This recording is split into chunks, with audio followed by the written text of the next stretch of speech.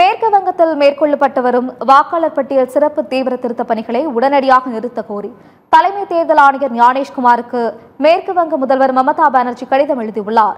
அவர் எழுதியுள்ள கடிதத்தில் மேற்கு வங்கத்தில் எஸ்ஐஆர் திட்டமிடப்படாமலும் ஆபத்தான முறையிலும் மேற்கொள்ளப்பட்டு வருகிறது என்றும் இதனால் முதல் நாளில் இருந்தே அதன் செய்முறை முடங்கியுள்ளது எனவும் குறிப்பிட்டுள்ளார்.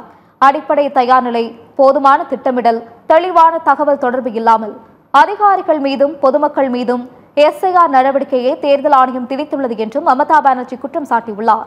அதிகாரிகளுக்கு போதுமான பயிற்சி அளிக்கப்படாதது, கட்டாய ஆவணங்கள் குறித்த குழப்பம், வேலை நேரத்தில் பிஎல்ஓக்கள் வாக்காளர்களை சந்திப்பது ஆகியவை இந்த நடவடிக்கை முழுவதையும் கட்டமைப்பு ரீதியாக பொருத்தமற்றதாக ஆக்கியுள்ளது என்றும் அவர் குற்றம் சாட்டியுள்ளார். எனவே தற்போதைய நடைமுறையை நிறுத்துவது, கட்டாயப்படுத்துவதை நிறுத்துவது, சரியான பயிற்சி மற்றும் ஆதரவை வழங்குவது ஆகியவற்றை கருத்தில் கொண்டு தற்போதைய செயல்முறையை முழுமையாக மறு ஆய்வுக்கு உட்படுத்த வேண்டும் என்றும் அவர் வலியுறுத்தியுள்ளார்.